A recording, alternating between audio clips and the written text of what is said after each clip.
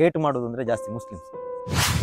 ಕೆಲವೊಂದು straight forward ಆಗಿ ಕೆಲವೊಂದು ಮಾತುಗಳನ್ನ ಆಡ್ತೀರಿ. ನೀನ್ ಎಲ್ಲ ಸರಿ ಮಾಡ್ತೀಯಾ, ಕೊನೆಗೊಂದು ಜೈ ಶ್ರೀರಾಮ್ ಅನ್ನೋ ಮಾತಿದೆಯಲ್ಲ ಅದ್ ಯಾಕೆ? ಕೆಲವು ವಿಡಿಯೋಸ್ ಅಲ್ಲಿ ಹೆಣ್ಮಕ್ಳಿಗೆ ಉಲ್ಟಾನೆ ಮಾತಾಡಿದೀನಿ. ರೆಸ್ಪೆಕ್ಟ್ ಕೊಡುವಲ್ಲಿ ಕೊಡ್ಬೇಕು. ಯಾರಿಗೂ ಗೊತ್ತಿಲ್ಲದಿರೋ ನನ್ನನ್ನ ಕಮೆಂಟ್ ಮಾಡಿ ಒಂದು ವಿಡಿಯೋನ ಶೇರ್ ಮಾಡಿ ಸ್ಟೇಟಸ್ ಹಾಕಿ ಒಂದು ಮರ್ಯಾದೆ ಕೊಡೋದು ಇದೆಯಲ್ಲ, ಅದು ಅವ್ರು ಕೊಟ್ಟು ಭಿಕ್ಷೆ. ನಂಗೆ ಹೆಲ್ಪ್ ಮಾಡೋ ವಿಡಿಯೋಸ್ ನ ನೋಡಿ ನನ್ನನ್ನ ಫಾಲೋ ಮಾಡ್ಬೇಕು, ನನ್ನನ್ನ ಬೆಳೆಸ್ಬೇಡಿ.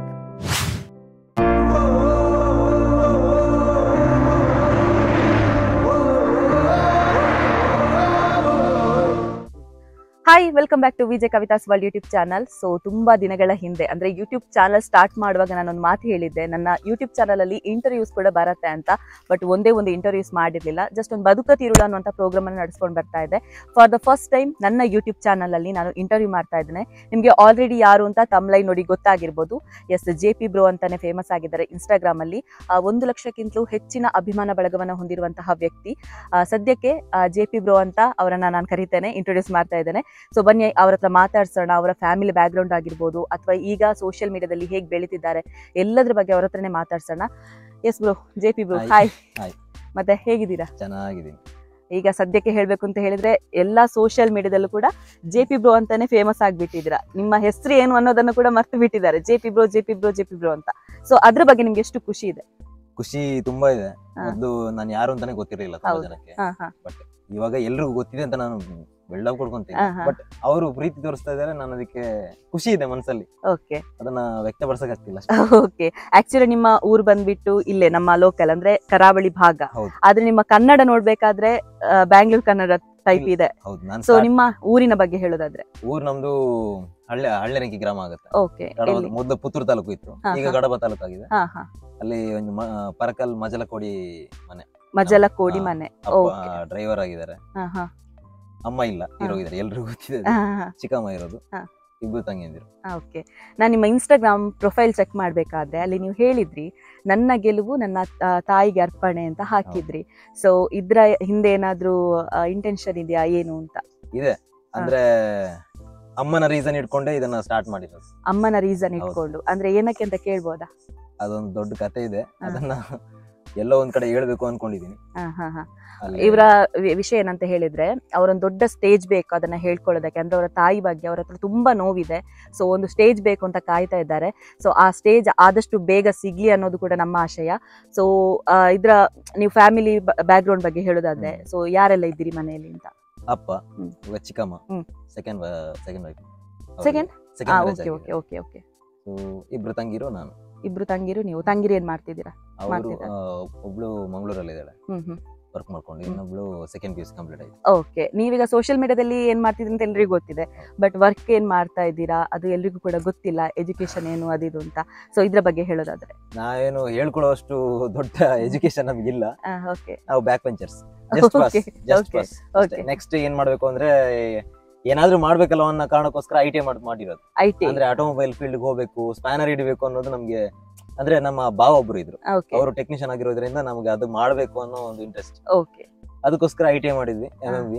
ಅದು ಮಾಡಿ ಒಂದು ಮಾರುತಿ ಸುಜುಕಿ ಕಂಪ್ನಿಗೆ ಜಾಯ್ನ್ ಆದೆ ಬೆಂಗಳೂರಲ್ಲಿ. ಅವಾಗ ಹೋಗ್ಬೇಕಾದ್ರೆ ನಂಗೆ ಮಂಗಳೂರು ಲ್ಯಾಂಗ್ವೇಜ್ ಚೂರು ಬೆಂಗಳೂರು ಲ್ಯಾಂಗ್ವೇಜ್ ಅಷ್ಟು ಗೊತ್ತಿಲ್ಲ. ಇವ್ರು ಮಂಗಳೂರು ಎಂತದ ಆಗ ಈಗ ಅಂತ. ಅಲ್ಲಿ ಹೋದ್ಮೇಲೆ ಒಂದು 7 ಮಂತ್ ಕ್ರಾಸ್ ಆದ್ಮೇಲೆ ನಮ್ಮ ಭಾವನೆ ಕರ್ಕೊಂಡು ಹೋಗಿ ಅದ್ವೈತ್ ಅಂತ ಒಂದು ವರ್ಕ್ಶಾಪ್ ಇತ್ತು, ಅಂದ್ರೆ ಹೋಲ್ ಸರ್ವಿಸ್ ಬ್ರ್ಯಾಂಡ್ ಬ್ಯಾಂಗ್ಳೂರಲ್ಲಿ. ಅಲ್ಲಿಗೆ ಜಾಯಿನ್ ಮಾಡಿಸಿದ್ರು. ಅಲ್ಲಾಗಿ ಈಗ ಒಂದು 6 years ಆಯ್ತು.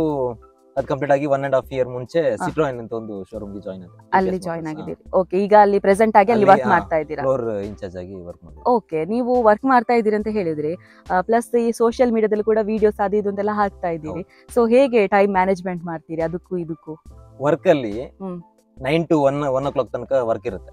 1 o'clock ಇಂದ 2 o'clock ಅಂತ ಫ್ರೀ ಇರುತ್ತೆ. ಊಟ ಟೈಮ್. ಆ ಟೈಮ್ ಅನ್ನು ಕೂಡ ಯೂಸ್ ಮಾಡ್ಕೊಂಡು ವಿಡಿಯೋ ಮಾಡ್ತಾ ಇದ್ದೀನಿ. ವಿಡಿಯೋ ಮಾಡ್ತಾ ಇದ್ದೀರಾ? ನಾನು ತುಂಬಾ ವಿಡಿಯೋಸ್ ನೋಡ್ತಾ ಇದ್ದೆ.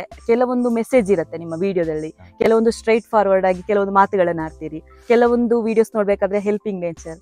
ಸೊ ಇದೆಲ್ಲ ನಿಮ್ಮ ಒಂದು ಕಂಟೆಂಟ್ ಅಲ್ಲಿ ಇರುತ್ತೆ. ಸೊ ಇದ್ರ ಬಗ್ಗೆ ಹೇಳೋದಾದ್ರೆ ಹೇಗೆ ನಿಮಗೆ ಪ್ಲಾನ್ ಬರುತ್ತೆ?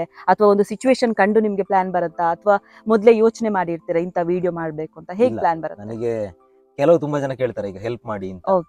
ಹೆಲ್ಪ್ ಮಾಡಿ ಅಂತ ಕೇಳಿದವರಿಗೆ ನಾವು ಮಾಡೋದು ಆದಷ್ಟು ಏನೋ ಕೇಳಿದ್ರು ಆತರ ಇರುತ್ತೆ. ಬಟ್ ನಮಗೆ ಈ ತರ ಹೋಗ್ಬೇಕಾದ್ರೆ ಆ ಅಜ್ಜಿದೊಂದು ಹೇಳಿದ್ರು. ಅವ್ರಿಗೆ ನಾನ್ ಅನ್ಕೊಂಡಿರೋದು ಯಾರು ನನಗೆ ಹೇಳಿಲ್ಲ ಅದು. ಈ ತರ ಬರ್ಬೇಕಾದ್ರೆ ಒನ್ ವೀಕ್ ಇಂದ ನಾನ್ ನೋಡ್ತಾ ಇದ್ದೆ. ಅವ್ರಿಗೆ ಹುಷಾರಿರ್ಲಿಲ್ಲ, ಸೊ ಅವ್ರಿಗೆ ಯಾರು ಇಲ್ಲ, ಬ್ಯಾಕ್ ಗ್ರೌಂಡ್ ಇಲ್ಲ ಅಂತ ನಂಗೆ ಗೊತ್ತು. 1 ವರ್ಷದಿಂದ ಅದೇ ಏರಿಯಾದಲ್ಲಿ ಇದ್ದೆ. ಸೊ ಹಾಗೆ 1 ವಾರದಿಂದ ಅವರು ಫ್ರೂಟ್ಸ್ ಸೇಲ್ ಮಾಡೋದು. ಹೋಗ್ಲಿಲ್ಲ, ಮನೆಯಲ್ಲೇ ಮಲ್ಕೊಂಡಿದ್ರು, ತಿನ್ನಕ್ಕೂ ಊಟ ಮಾಡಿಲ್ಲ ಅಂತ ಹೇಳ್ತಿದ್ರು. ಅದಕ್ಕೋಸ್ಕರ ಆ ರೀಸನ್ ಇಂದ ನೋಡಿ ನಾನೇ ಮಾಡಿರೋದು. ಯಾರು ಹೇಳಿ ಇದ್ ಮಾಡು ಹಾಗೆ ಅಂತ. ಕೆಲವುದನ್ನ ನಾನು ಅವ್ರು ಕೆಲವು ಕೇಳ್ಕೊಂಡಿದ್ದಾರೆ, ಅದಕ್ಕೋಸ್ಕರ ಮಾಡಿದೆ. ಬಟ್ ಪೇಮೆಂಟ್ ಗೆ ಅಂತ ನಾನು ಯಾವ್ದು ಮಾಡಿ ಪೇಮೆಂಟ್ ಗೆ ಅಂತ ಮಾಡ್ಲಿಲ್ಲ. ಓಕೆ, ಆ ಅಜ್ಜಿಯ ವಿಡಿಯೋದಲ್ಲಿ ನಿಮ್ಗೆ ಇಷ್ಟು ಹಣ ಬಂತು, ಸೊ ಅವರಿಗೆ ಕೊಡಿ, ಅದನ್ನ ವಾಪಸ್ ಹೋಗಿ ಕೊಟ್ಟಿದ್ದೀರಾ ಕೂಡ ನೀವು. ಸೊ ಆ ಅಜ್ಜಿ ಆಶೀರ್ವಾದ ಕೂಡ ಮಾಡ್ತಾರೆ. ಆ ಒಂದು ಬ್ಲೆಸ್ಸಿಂಗ್ ಹೇಗಿತ್ತು ನಿಮ್ಗೆ ಅಂತ?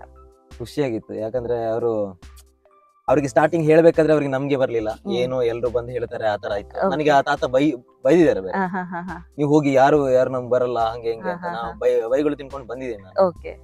ಕೊನೆಗೆ ಒಂದು 1 ವೀಕ್ ತನಕ ವೆಯ್ಟ್ ಮಾಡಿದೆ. ಯಾಕಂದ್ರೆ ಅಪ್ಪು ಸರ್ ಅವ್ರದ್ದು 17th ಬರ್ಡೇ ಇತ್ತು. ಅವತ್ತು ಆ ದಿನ ಕೊಡೋಣ ಅಂತ ವೆಯ್ಟ್ ಮಾಡಿದೆ. ಬಟ್ ಅವ್ರಿಗೆ ಇದಿರ್ಲಿಲ್ಲ, ಕೊಡ್ತಾನೋ ಇಲ್ವೋ ಅದಿರ್ಲಿಲ್ಲ.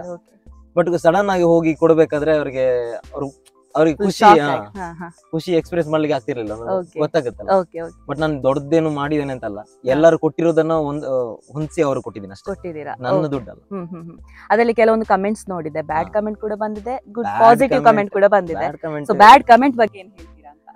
ಇಲ್ಲ, ಬ್ಯಾಡ್ ಕಮೆಂಟ್ ಬೇಕು, ಆದ್ರೆ ನಮಗೆ ಫೋಕಸ್ ಆಗೋದು ಜಾಸ್ತಿ ಬ್ಯಾಡ್ ಕಮೆಂಟ್ ಫೋಕಸ್ ಆಗೋದು. ಅದಕ್ಕೋಸ್ಕರ ಅವ್ರಿಗೆ ಹೇಳಿರೋದಕ್ಕೆ ರಿಪ್ಲೈ ಏನಾದ್ರು ಕೊಡ್ಬೇಕಲ್ವಾ, ಅದು ಸ್ವಲ್ಪ ಟ್ರಿಗರ್ ಆಗೋದು ಜಾಸ್ತಿ ನಮ್ದು ಮೈಂಡ್. ಈಗ ಏನಾದ್ರೂ ಒಬ್ರು ಬೆಳಿತಾ ಇದ್ದಾರೆ ಅಥವಾ ಏನೋ ಒಂದು ಸಾಧನೆ ಮಾಡ್ತಾ ಇದ್ದಾರೆ ಅಂತ ಹೇಳುವಾಗ ಅದಕ್ಕೆ ಏನಾದ್ರೂ ಕಲ್ಲು ಹಾಕೋರು ತುಂಬಾ ಜನ. ಇಲ್ಲ, ಕಲ್ಲು ಹಾಕೋದು ಅಂತಲ್ಲ, ನನ್ನ ಕ್ಯಾರೆಕ್ಟರ್ ತುಂಬಾ ಜನಕ್ಕೆ ಇಷ್ಟ ಆಗ್ಬೋದು, ಇಷ್ಟ ಆಗದೇನೆ ಇರ್ಬೋದು, ಅದು ನಾವು ಹೇಳಕ್ಕಾಗಲ್ಲ. ನಾನು ಎಲ್ಲಾನು ಸರಿನೇ ಮಾಡ್ತಿದ್ದೀನಿ, ನಾನು ಯಾಕೆ ಎಲ್ರಿಗೂ ಕೆಟ್ಟವನ್ನ ಕಾಣ್ತಾ ಇದ್ದೀನಿ, ನಾನು ಸರಿ ಇದ್ದೀನಿ ಎಲ್ಲದರಲ್ಲೂ, ಅವ್ರು ಯಾಕೆ ನನಗೆ ಬ್ಯಾಡ್ ಕಮೆಂಟ್ ಆ ತರ ಇಲ್ಲ. ನನ್ನ ಮೇಲಿನ ಅವ್ರಿಗೆ ಒಪಿನಿಯನ್ ಅದು ಇರೋದು, ಆಯ್ತಾ. ಅವ್ರಿಗೆ ನನ್ನ ಯಾವುದೋ ವರ್ಕ್ ಅಲ್ಲಿ ಬೇಸರ ಆಗಿರ್ಬೋದು, ಅದನ್ನ ಇಲ್ಲಿ ತಂದು ಹಾಕ್ತಾರೆ ಅಷ್ಟೇ, ಸಿಂಪಲ್. ಹಾಗಂತ ಅದಕ್ಕೆ ನಾನು ರಿಪ್ಲೈ ಕೊಡ್ತೀನಿ, ನಾನು ಹಾಗಲ್ಲ ಹಿಂಗೆ ಅಂತ. ಅವ್ರು ಯಾವ ತರ ಕೊಡ್ತಾರೋ ನಾನು ಅದೇ ತರ ಕೊಡ್ತೀನಿ. ರಿಪ್ಲೈ ಕೊಡ್ತೀರಾ ಅಂತ ಹೇಳಿದ್ರಿ. ಸೊ ನಿಮ್ಮನ್ನ ಹೇಟ್ ಮಾಡೋರಿಗೆ ನೀವು ಒಂದು ಡೈರೆಕ್ಟ್ ಆಗಿ ಆನ್ಸರ್ ಕೊಡ್ಬೇಕಾದ್ರೆ ಏನ್ ಹೇಳ್ತೀರಾ? ನನ್ನನ್ನ ಹೇಟ್ ಮಾಡೋರಿಗೆ ಇಲ್ಲ, ಒಂದಲ್ಲ ಒಂದಿನ ಅವರು ಪ್ರೀತಿ ಮಾಡ್ತಾರೆ ಅಷ್ಟೇ. ಓಕೆ, ಇದು ಬೇಕಾದ್ದು. ಕೆಲವರು ಹೇಳ್ತಾರೆ ಏನಂತ ಹೇಳಿದ್ರೆ, ಹೇಟ್ ಮಾಡೋರಿಗೆ ನಾನು ಆನ್ಸರ್ ಕೊಟ್ಟು ತೋರಿಸ್ತೇನೆ. ಇಲ್ಲ, ತುಂಬಾ ಜನ ಹೇಳಿ, ಅಂದ್ರೆ ನನ್ನನ್ನ ಓಪನ್ ಆಗಿ ಹೇಳ್ತೇನೆ, ಹೈಯೆಸ್ಟ್ ನನಗೆ ಹೇಟ್ ಮಾಡೋದು ಅಂದ್ರೆ ಜಾಸ್ತಿ ಮುಸ್ಲಿಮ್ಸ್. ಅಲ್ಲ, ಹಿಂದೂ ಮುಸ್ಲಿಮ್ಸ್ ಅಂತಲ್ಲ, ಹೈಯೆಸ್ಟ್ ಹೇಟ್ ಮಾಡೋದು. ಕೆಲವೊಂದು ಇಲ್ಲ, ನಂದು ಕೆಲವೊಂದು ವಿಡಿಯೋಸ್ ಅಂದ್ರೆ ಒಂದು ವಿಡಿಯೋ 2-3 ವಿಡಿಯೋ ಮಾಡಿದ್ದೀನಿ. ಅದರಲ್ಲಿ ನೋಡೋರಿಗೆ ಹೆಂಗಿರುತ್ತೆ ಅಂದ್ರೆ, ಒಂದು ಹಾಫ್ ವಿಡಿಯೋ ಕೆಲವೊಂದು ಟ್ರೋಲ್ ಪೇಜ್ ಅಲ್ಲಿ ಒಂದು ಕ್ಲಿಪ್ ತೆಗ್ದಾಕ್ತಾರೆ. ಆ ಕ್ಲಿಪ್ ಅಲ್ಲಿ ಏನಿರುತ್ತೆ ಅಂದ್ರೆ ಮುಸ್ಲಿಂ ವಿರೋಧಿ ಅಂತ ಇರುತ್ತೆ. ಬಟ್ ಫುಲ್ ವಿಡಿಯೋ ನೋಡಿದ್ರೆ ಗೊತ್ತಾಗುತ್ತೆ. ಅದರಲ್ಲಿ ನಾನು ದ್ವೇಷ ಮಾಡಿರಲ್ಲ, ಫುಲ್ ವಿಡಿಯೋ ನೋಡಿದ್ರೆ ಗೊತ್ತಾಗುತ್ತೆ. ಈಗ ಕ್ಲಿಪ್ ತೆಗ್ದು ಹಾಕ್ತಾರಲ್ಲ, ಆ ತರ ಆಗಿ ಸಪ್ಲೈ ಆಗಿರೋದು, ನಾನು ಮುಸ್ಲಿಂ ವಿರೋಧಿ ಆ ತರ ಈ ತರ ಇಲ್ಲ. ನನ್ನ ಈಗ ಊರಿನಲ್ಲೂ ಇದ್ದಾರೆ, ಈಗ ಬಿಳಿಯೂರು, ಪೆರ್ನೆ ಆ ತರ ಆ ಕಡೆ ಇದ್ದಾರೆ.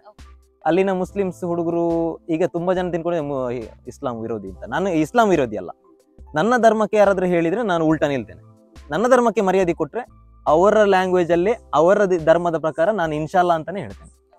ಹಾಗೆ ಪ್ರತಿಯೊಂದು ವಿಡಿಯೋದಲ್ಲಿ ನೋಡಿದ್ದೇನೆ, ಕೊನೆಗಾಗುವಾಗ ಜೈ ಶ್ರೀರಾಮ್ ಅನ್ನೋ ಒಂದು ವಾಕ್ಯ ಬಂದೇ ಬರುತ್ತೆ. ಸೊ ಇದರ ಬಗ್ಗೆ ಒಂದು ಇಲ್ಲ, ಜೈ ಶ್ರೀರಾಮ್ ಅನ್ನೋದಕ್ಕಿಂತ ಅದು ಆ ಒಂದು ಹೇಳಿರೋ ವರ್ಡ್ ಇಂದ ತುಂಬಾ ಜನ ಹೇಟ್ ಮಾಡ್ತಾರೆ.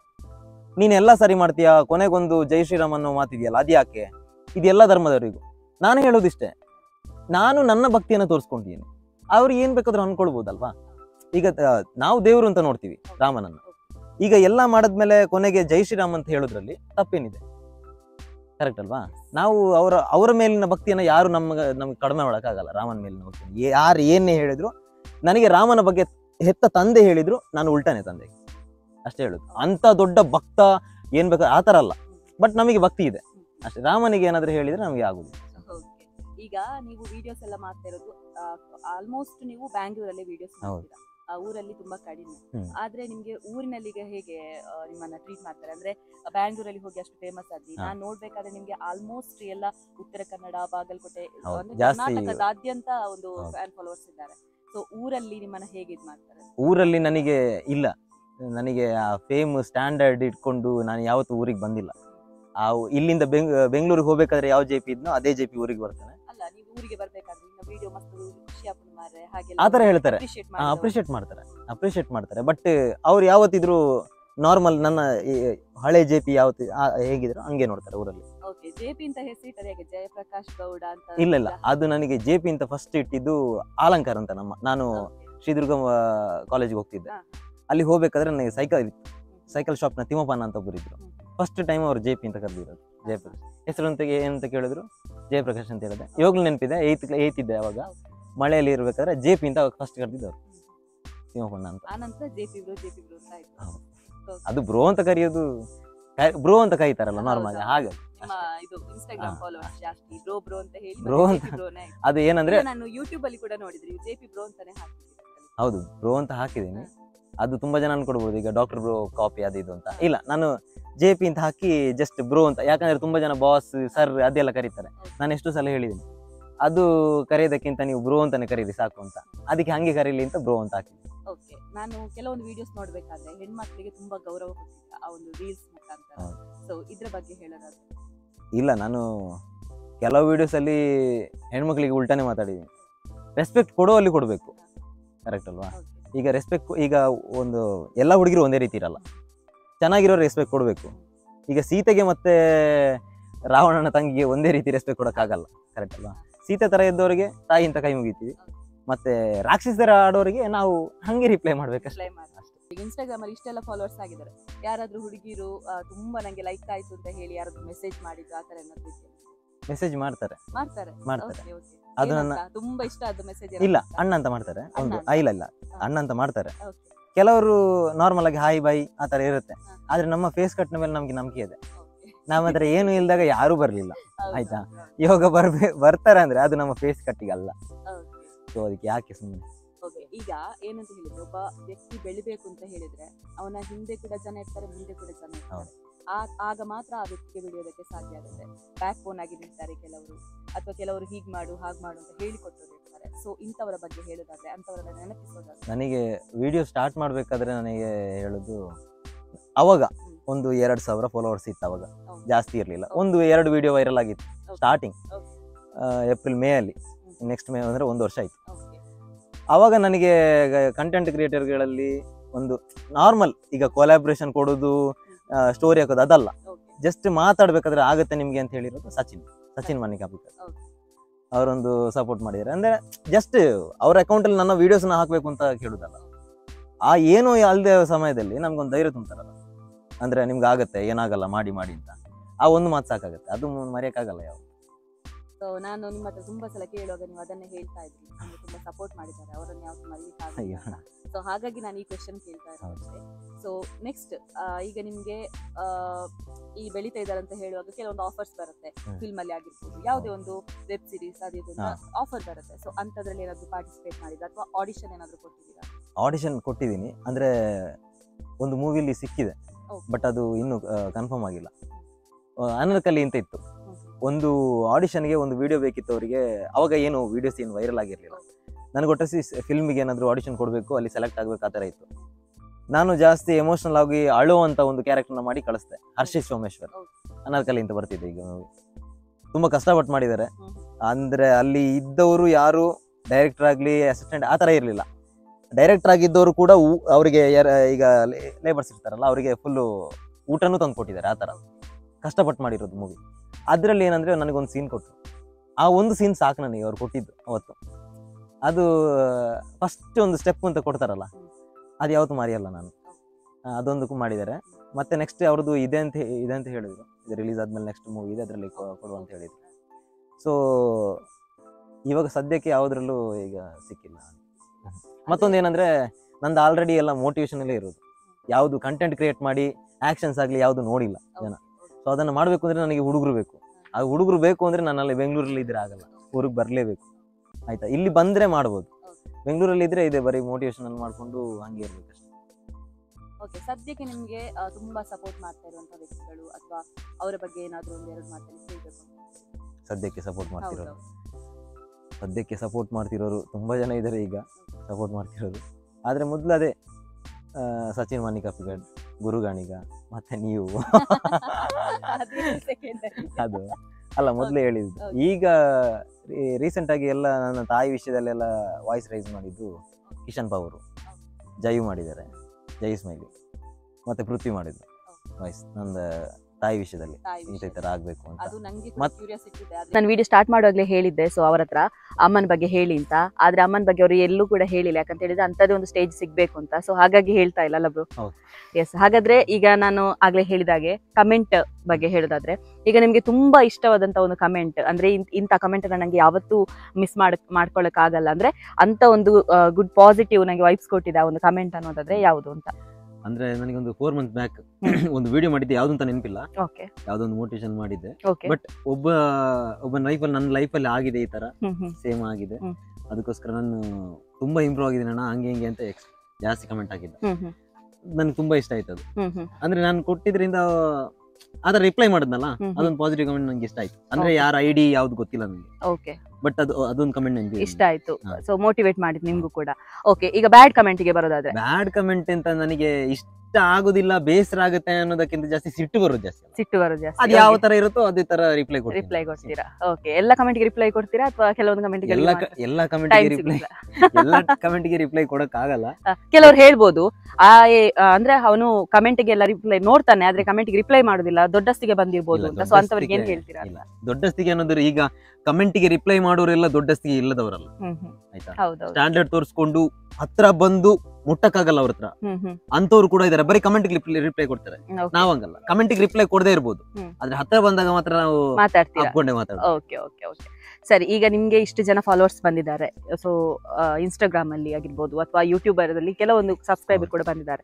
ಸೊ ಅವರಿಗೆ ನಿಮ್ಮ ಒಂದು ಥ್ಯಾಂಕ್ಸ್ ಅಥವಾ ಏನೋ ಒಂದು ಹೇಳ್ಬೇಕು ಅಂತ ಇದ್ರೆ ಏನ್ ಹೇಳ್ತೀರಾ? ಅವರಿಗೆ ಥ್ಯಾಂಕ್ಸ್ ಅನ್ನೋದು ಬರೀ ಚಿಕ್ಕ ವಿಷಯ ಆಗುತ್ತೆ. ಯಾಕಂದ್ರೆ ಯಾರಿಗೂ ಗೊತ್ತಿಲ್ಲದಿರೋ ನನ್ನನ್ನ ಕಮೆಂಟ್ ಮಾಡಿ ಒಂದು ವಿಡಿಯೋನ ಶೇರ್ ಮಾಡಿ ಸ್ಟೇಟಸ್ ಹಾಕಿ ಒಂದು ಮರ್ಯಾದೆ ಕೊಡೋದು ಇದೆಯಲ್ಲ, ಅದು ಅವ್ರು ಕೊಟ್ಟು ಭಿಕ್ಷೆ ನಂಗೆ. ಅಂದ್ರೆ ನಾನು ಈ ಮಾತನ್ನ ಹೇಳಿದ್ರೆ ಓವರ್ ಎಮೋಷನಲ್, ತುಂಬಾ ಓವರ್ ಆಗಿ ಆಡ್ತಿದ್ದಾನೆ, ಈ ತರ ಎಲ್ಲ ಡೈಲಾಗ್ ಬರ್ಬೋದು. ಬಟ್ ಅದು ಮೈಂಡ್ ಅಲ್ಲಿ ಇರೋದು. ಅವರು ಶೇರ್ ಮಾಡಿರೋದ್ರಿಂದ ಆಗಿರ್ಬೋದು, ಕಮೆಂಟ್ ಹಾಕೋದ್ರಿಂದ ಆಗಿರ್ಬೋದು. ಈಗ ಒಂದು ಕಮೆಂಟ್ ಹಾಕಿದ್ರು ವೈರಲ್ ಆಗುತ್ತೆ ವಿಡಿಯೋ, ಒಂದು ಕಮೆಂಟ್ಸ್ ಇಂದ ವಿಡಿಯೋ ಸೇವ್ ಮಾಡೋದ್ರಿಂದ, ಶೇರ್ ಮಾಡೋದ್ರಿಂದ 3 ಕೌಂಟ್ ಆಗುತ್ತೆ. ಅದಕ್ಕೋಸ್ಕರ ಅವರು ಆತರ ಮಾಡಿರೋದ್ರಿಂದ ನಾನು ಇದು ಫೇಮ್ ಆಗಿರೋದು. ಅದು ಅವ್ರು ಕೊಟ್ಟ ಭಿಕ್ಷೆನೆ, ಬೇರೆ ಇಲ್ಲ ಅಂದ್ರೆ ಏನು ಆಗಕ್ಕಾಗಲ್ಲ ಜನರ ಸಪೋರ್ಟ್. ಓಕೆ, ಈಗ ಇಷ್ಟೆಲ್ಲ ಹೇಳಿದ್ರಿ ಈ ವಿಷಯಗಳನ್ನ. ಸೊ ಕೊನೆಯದಾಗಿ ಏನಾದ್ರೂ ಹೇಳ್ಬೇಕು ಅಥವಾ ಇಂತ ಒಂದು ವಿಷಯಗಳನ್ನ ಹೇಳ್ಬೇಕಿತ್ತು, ನಮ್ಗೆ ಹೇಳ್ಕೋಬೇಕಿತ್ತು ಅಂತ ಇದ್ರೆ ಯಾವ ವಿಷಯ ಅಂತ? ಅದೇ ಕೆಲವು ನನಗೊಂದು ಮೈಂಡ್ ಅಲ್ಲಿ ಇರೋದು, ಕೆಲವು ಹೆಲ್ಪಿಂಗ್ ನೇಚರ್, ಇದು ಹೆಲ್ಪ್ ಮಾಡೋದು ಅಂತ ಒಂದು ವಿಡಿಯೋ ಮಾಡ್ತಿದ್ರಿ. ಕೆಲವ್ರು ಏನ್ ಅನ್ಕೊಂಡಿದ್ದಾರೆ, ಅದು ಪೇಮೆಂಟ್ಗೋಸ್ಕರ, ದುಡ್ಡುಗೋಸ್ಕರ, ಇಲ್ಲ ಫಾಲೋವರ್ಸ್ ಲೈಕ್ ಗೋಸ್ಕರ. ನಾನು ಯಾವಾಗ್ಲೂ ಹೇಳ್ತೀನಿ, ಹೆಲ್ಪ್ ಮಾಡೋ ವಿಡಿಯೋಸ್ ನೋಡಿ ನನ್ನನ್ನ ಫಾಲೋ ಮಾಡ್ಬೇಡಿ, ನನ್ನನ್ನ ಬೆಳೆಸ್ಬೇಡಿ, ಬೇಡ, ನನಗೆ ಅಗತ್ಯ ಇಲ್ಲ. ಅದು ನಾನು ಅದನ್ನ ಫೇಮ್ ಅನ್ನೋದನ್ನ, ಅಕೌಂಟ್ ಅನ್ನೋದನ್ನ ಬಿಟ್ಟು ನಾನಾಗಿ ಅದು ಹೆಲ್ಪ್ ಮಾಡ್ತಿರೋದು. ಹೆಲ್ಪ್ ಮಾಡಿ ನಾನು ಮಾಡ್ತಿರೋದು ಅಂತಲ್ಲ, ನಾನಾಗಿ ಮನಸ್ಸು ಕೊಟ್ಟು ನನ್ನ ಮನಸ್ಸಿಂದ ನಾನು ಮಾಡಿರೋದು. ಅಂದ್ರೆ ಒಂದು ಅಜ್ಜಿ, ಇದು ಯಾರು ಹೇಳ್ದೇನೆ ಮಾಡಿರೋದು. ಅಂದ್ರೆ ಅವ್ರು ಅಂದ್ರೆ 1 week ತನಕ ನೋಡ್ತಾ ಇದ್ದೆ ನಾನು, ಬಟ್ ಅವರು ಫ್ರೂಟ್ಸ್ ಸೇಲ್ ಮಾಡೋದು. ಅವರು 1 week ಅಲ್ಲೇ ಮಲಗಿದಲ್ಲೇ ಇದ್ರು. ನಾನು ಹತ್ರ ಹೋಗಿ ಒಂದು ವಿಡಿಯೋ ಮಾಡಿದ್ದೆ ಅವ್ರ. ಆಗ ನನಗೆ ಆ ತಾತ ಬೈದಿದ್ರು, ಎಲ್ಲರೂ ಬರ್ತಾರೆ ಹೋಗ್ತಾರೆ ಅಷ್ಟೇ, ಯಾರು ಹೆಲ್ಪ್ ಮಾಡಕ್ ಬರಲ್ಲ ಅದು ಅಂತ. ಬಟ್ ನಾನು ಸುಮ್ನೆ ಬಂದೆ. ಅವತ್ತು ಏನಾದ್ರು ಮಾಡ್ಬೇಕು ಅಂತ ಇತ್ತು. ಜನರು ನನಗೆ ಹೇಳಿರೋ ಒಂದು ಚಿಕ್ಕ ಮಾತಿಗೋಸ್ಕರ ಎಲ್ಲ ಕಳ್ಸಿದ್ರು. ಅದನ್ನ ಹೊಂದಿಸಿ ಅವ್ರು ಕೊಟ್ಟಿದ್ದೀನಿ ಅಷ್ಟೇ, ಬೇರೆ ಏನು ಮಾಡಿಲ್ಲ ಅಷ್ಟೇ. ಬೇರೆ ನಾನು ಮಾಡಿದೀನಿ. ಕೆಲವರು ಹೇಳ್ತಾರೆ ಈ ತರ ಹೆಲ್ಪ್ ಮಾಡಿ, ಎಲ್ಲಾ ವಿಡಿಯೋಸ್ ಗಳನ್ನ ಮಾಡಕ್ಕಾಗಲ್ಲ, ಬಟ್ ಎಮರ್ಜೆನ್ಸಿ ಈಗ ಇರುತ್ತಲ್ಲ ಅಂತ ವಿಡಿಯೋಗಳನ್ನ ಮಾಡ್ತೀನಿ. ನಮ್ಮ ಮನಸ್ಸಿಂದ ಬರ್ಬೇಕು, ಬೇರೆಯವರು ಹೇಳಿದ ಮಾತಿಗೆ ಅಲ್ಲ ಅಂತ ನಿಮ್ಮ ಒಂದು ಇಂಟೆನ್ಷನ್. ಮತ್ತೊಂದೇನಂದ್ರೆ, ನನಗೆ ತುಂಬಾ ಜನ ಅನ್ಕೊಂಡಿದ್ದಾರೆ ಪೇಮೆಂಟ್ಗೋಸ್ಕರ, ದುಡ್ಡುಗೋಸ್ಕರ. ದುಡ್ಡು ಮಾಡ್ಬೇಕು ಅಂತ ಇದ್ರೆ ಈ ತರ ಮಾಡೋದಲ್ಲ. ದುಡ್ಡು ಮಾಡ್ಬೇಕು ಅಂತ ಇದ್ರೆ ಹೆಲ್ಪಿಂಗ್ ನೇಚರ್ ಮೂಲಕ ಜನರು ಇನ್ನೊಬ್ರಿಗೆ ಕೊಟ್ಟ ಹಣ ನಮ್ಮ ಪರ್ಸೆಂಟೇಜ್ ಆಗಿ ನಾವು ತಗೊಳ್ಳೋದು ಇದೆಲ್ಲ. ಅಲ್ಲಿ ಎಷ್ಟೋ ಜನ ಫೇಮ್ ಇದ್ದವರು, ಜನರು ಬೆಳೆಸಿ ಸಪೋರ್ಟ್ ಮಾಡಿದವರು ಬೆಟ್ಟಿಂಗ್ ಪ್ರಮೋಷನ್ ಮಾಡ್ಕೊಂಡು ಅವ್ರ ಲೈಫ್ ನೇ ಹಾಳು ಮಾಡ್ತಾ ಇದ್ದಾರೆ. ಆಯ್ತಾ? ಹಾಗೂ ದುಡ್ಡು ಮಾಡ್ಬೋದು. ನಮಗೆ ಆ ತರ ದುಡ್ಡು ಬೇಕಾಗಿಲ್ಲ. ನನ್ನ ಇಲ್ಲಿವರೆಗೂ ಪರ್ಚೇಸ್ ಮಾಡಕ್ ಯಾರಿಂದನೂ ಆಗಲ್ಲ. ಒಂದು ದುಡ್ಡು ಕೊಟ್ಟು ನನ್ನ ಪರ್ಚೇಸ್ ಮಾಡಕ್ ಆಗಲ್ಲ. ಸತ್ಯ. ನಾನೀಗ ಪ್ರಮೋಷನ್ ಆಗಿರ್ಬೋದು, ಯಾವ್ದಾದ್ರು ಮಾಡಿ ಪೇಮೆಂಟ್ ತಗೊಳ್ಬಹುದು ಅಷ್ಟೇ. ಮತ್ತೊಂದೇನಂದ್ರೆ, ಈ ತರ ಬೆಟ್ಟಿಂಗ್ ಪ್ರಮೋಷನ್ ಮಾಡ್ಕೊಂಡು, ಇಲ್ಲ ಯಾರಿಗಾದ್ರೂ ಹುಷಾರಿಲ್ಲ ಅದ್ರಲ್ಲಿ ಪರ್ಸೆಂಟೇಜ್ ತಗೊಂಡು ಈ ತರ ಮಾಡೋಣ. ಏನಿದ್ರು ಕೂಡ ಸ್ಟ್ರೈಟ್ ಫಾರ್ವರ್ಡ್ ಅಂತ. Okay, yes. ಇಷ್ಟು ಹೊತ್ತು ನಮ್ಮ ಜೊತೆಗಿದ್ದು ಸಾಕಷ್ಟು ವಿಷಯಗಳನ್ನ ಹಂಚಿಕೊಂಡ್ರೆ, ನಿಮ್ಮ ಇನ್ಸ್ಟಾಗ್ರಾಮ್ ಫಾಲೋವರ್ಸ್ ಬಗ್ಗೆ ಆಗಿರ್ಬೋದು ಅಥವಾ ನಿಮ್ಮ ಒಂದು ಪರ್ಸನಲ್ ವಿಷಯಗಳನ್ನಾಗಿರ್ಬೋದು. So thank you so much. Yes, ನಿಮ್ಗೆ ಇವತ್ತಿನ ವಿಡಿಯೋ ಇಷ್ಟ ಆಗಿದೆ ಅನ್ಕೊಳ್ತೇನೆ. ಸೊ ಇವತ್ತಿನ ವಿಡಿಯೋ ಮಾಡೋದಕ್ಕೂ ಒಂದು ರೀಸನ್ ಇದೆ. ನಾನು ಅಮ್ಮ ನ್ಯಾಚುರಲ್ ಹೇರ್ ಆಯಿಲ್ ಬಗ್ಗೆ ಅವರ ಹತ್ರ ಪ್ರಮೋಷನ್ ಮಾಡಿ ಅಂತ ಹೇಳಿದ್ದೆ. ಸೊ ಅವ್ರು ಯಾವುದೇ ಪೇಯ್ಡ್ ಪ್ರಮೋಷನ್ ಮಾಡಿದ್ದಲ್ಲ, ಜಸ್ಟ್ ಒಂದು ಒಳ್ಳೇದಿತ್ತು ಅಂತ ಹೇಳುವ ಇಂಟೆನ್ಷನ್ ಇಂದ ಅದನ್ನ ಪ್ರಮೋಷನ್ ಮಾಡಿದ್ರು. ಸೊ ಎಲ್ಲ ಕಡೆ ಶೇರ್ ಆಗಿತ್ತು, ತುಂಬಾ ಜನರಿಗೆ ವಾಟ್ಸ್ಆಪ್ ಅಲ್ಲಿ ಮೆಸೇಜ್ ಹಾಕಿದ್ರು. ಸೊ ಮೆಸೇಜ್ ಅಲ್ಲಿ ಕೂಡ ಕೇಳಿದಿಷ್ಟೇ ನನ್ನ ಹತ್ರ, JP ಬ್ರೋ ನಿಮ್ಗೆ ಹೇಗ್ ಪರಿಚಯ, ಅವರ ಅಡ್ರೆಸ್ ಎಲ್ಲಿ, ಅವರ ಫೋನ್ ನಂಬರ್ ಇದೆಯಾ, ನಂಗೆ ಕೊಡ್ಬೋದಾ ಅಂತ ತುಂಬಾ ಜನ ಕೇಳಿದ್ರು. ಸೊ ಆಗ ನಂಗೆ ಅನ್ಸಿತ್ತು ಇವರನ್ನ ಒಂದ್ಸಲ ಇಂಟರ್ವ್ಯೂ ಮಾಡುವ, ಎಲ್ರಿಗೂ ಕೂಡ ಪರಿಚಯ ಆಗುತ್ತೆ ಅಂತ. ಸೊ ಹಾಗಾಗಿ ನಾನು ಇವರನ್ನ ಇಂಟರ್ವ್ಯೂ ಮಾಡೋದಕ್ಕೆ ಕಾರಣ ಕೂಡ. ಸೊ ಇವತ್ತಿನ ವಿಡಿಯೋ ನಿಮ್ಗೆ ಇಷ್ಟ ಆಗಿದೆ ಅನ್ಕೊಳ್ತೇನೆ. ಸೊ ಇಷ್ಟ ಆಗಿದ್ರೆ ಲೈಕ್ ಮಾಡಿ, ಶೇರ್ ಮಾಡಿ, ಕಮೆಂಟ್ ಮಾಡಿ. ಇನ್ನು ಕೂಡ ಸಬ್ಸ್ಕ್ರೈಬ್ ಮಾಡಿಲ್ಲ ಅಂತ ಹೇಳಿದ್ರೆ ಸಬ್ಸ್ಕ್ರೈಬ್ ಮಾಡಿ. ಸೊ ನಾಳಿನ ವಿಡಿಯೋದಲ್ಲಿ ಮತ್ತೊಮ್ಮೆ ಸಿಗೋಣ. ಅಲ್ಲಿ ತನಕ ಟಾಟಾ, ಬಾಯ್, ಟೇಕ್ ಕೇರ್.